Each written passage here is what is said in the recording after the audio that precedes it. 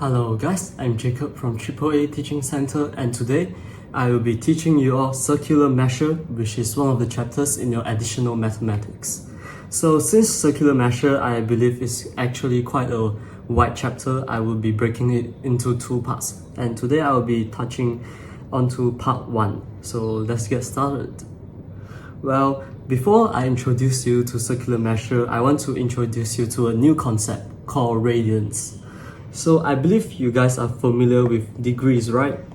You'll be like, okay, degrees is a way of measuring angles. Well, there's actually another unit called radians. So it is an alternative for degrees to measure angles. So radians, like degrees, also have their own unit called rad. You can write it down as RAD. Well, they are normally quoted in terms of pi. Well, why? Well, I'm gonna tell you now. Okay, so the thing about radians is that 2 pi radians is actually the equivalent of 360 degrees. So if we divide 2 pi by 2 and 360 by 2, that gives us pi equals to 180 degrees. Now you might be asking, okay, how do I convert degrees into radians or vice versa, since I may be encountering more niche degrees such as 56 degrees, 32 degrees. I can't really just convert them into pi radians.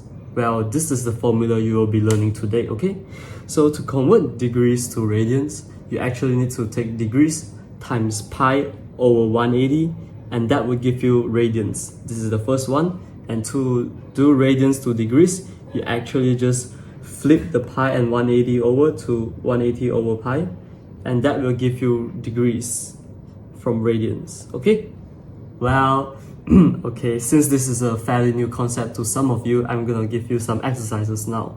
So example number 1, convert 43.8 degrees to radians. How do I do this? Okay, if you want, you can pause this video right now and try to solve it, and after that come back to this video. Okay, 3, 2, 1. Okay, now to convert 43.8 degrees to radians, we actually just take 43.8 times pi over 180, since this is our degrees, right? And after calculating this, we will get your radians, which is 0.764 radians. Okay, so that is how you convert degrees into radians. Now, how do you do the opposite? Convert 5 pi over 4 radians to degrees. Well, you simply just take 5 pi over 4 times 180 over pi. We can cancel each other out. That will give you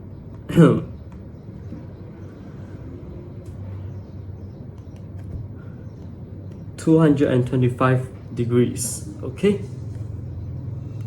now before we dive further into circular measure, I would actually want you to understand how do you name parts of a circle. So I believe that you all know this is the circumference, right? The perimeter of a circle. Okay, now how about this? This is called the radius, right? Since it comes from the center point all the way to the circumference. Okay, let's draw another radius over here.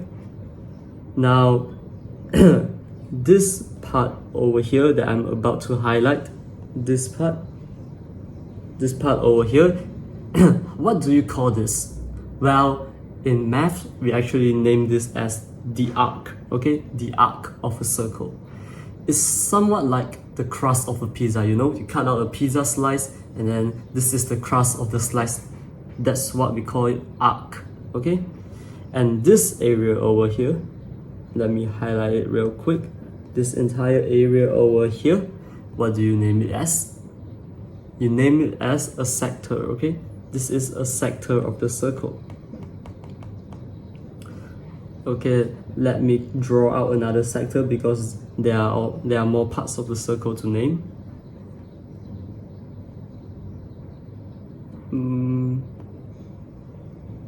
Okay, so this area over here, let me highlight this. This area over here, So you see that this inside is actually a triangle, right? If we've drawn a line from this radius, this point of the radius to this point of the radius. So we form a triangle in there. Now how about this part out here? What do you name it? Well, this part is actually known as a segment, okay? So a segment. Now what about this part? This line over here? Well, we actually name this as chord. So it is important to memorize these key terms down as you will be encountering them in your future questions. They might ask you, oh, give me area of the segment, or give me the length of the chord. So you must remember them down, so it will help you in the future. Okay? Now, how do we calculate the length of an arc? So as we've stated just now, arc is a part of the circumference of a circle. You can think of it as a slice of pizza. So if I were to draw an arc, it would be this part to this part, right? This entire crust, the length of this crust. Okay, so the formula for the length of an arc is r times theta, theta being the angle of arc in radians, which is this part over here. This is this part over here. So this is the angle of the arc, and the radius of the arc will be this line over here. This. Okay, so I have an example for you guys to solve. A circular pizza has a slice cut from it. The angle of slice cut was pi over 6 radians. The radius of the pizza is 12 centimeters. Find the arc of the slice cut. Okay, let me draw out a slice of pizza real quick. Sorry, I'm not really an artist, so the drawing might not look that great. Okay, looks great to me. So this is 12 cm and this is 12 cm. Okay, I know it doesn't look equal, but imagine it is, okay? And the angle of the slice cut was pi over 6 radians. The arc of the slice cut. So do you still remember what's the arc? The arc is this part over here, right? So what it wants us to find is the length of this part over here. So how do we do that? We simply take that formula just now, radius times the angle, which is pi over 6, which will give us the arc length, and hence our arc length would be 2 pi cm, 2 pi centimeters. We can write that down as our answer. Okay, example number 2. Work out the value of theta, sorry. So where is theta? Theta is this part over here, right? Okay, so since we know that the arc length is r times theta, do we have the arc length here? We actually do, right? It's 9.6, so 9.6, and our r here is 12 centimeters, right? 12 cm, so 9.6 equals to 12 times theta, so 9.6 divided by 12 equals theta. So what is 9.6 divided by 12? So that would give us a value of 0.8, am I right? Yep, so theta would be 0.8 radians. Remember to write that down. Okay, moving on. Area of a sector. So just now we've learned how to solve or find for the arc length. Now we are about to find how to find the area of a sector. So area of a sector is here, right? This entire part over here.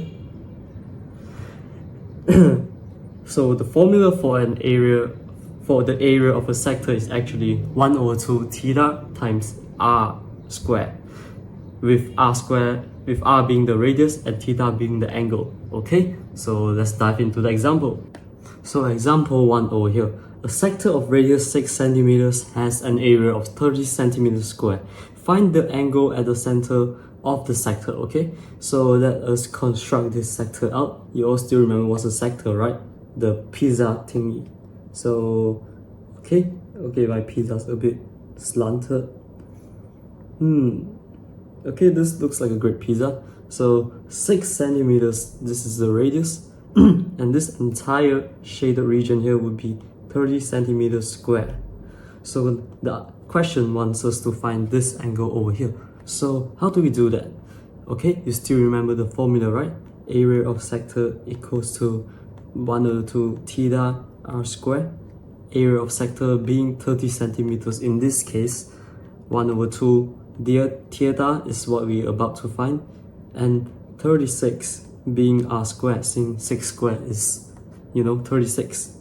So that would give us 30 equals to 18 theta, and 30 over 18 equals to theta. And let us simplify this. This would give us 5 over 3. So theta equals to 5 over 3 radians. Okay, that is our final answer. So that is example 1 for you guys. And great job! Great job that you've made it here. So hopefully I help you guys understand what circular measure is. If you have any feedback, you can comment. But stay tuned for part 2, okay? Or you can probably click that once the video is uploaded. Bye!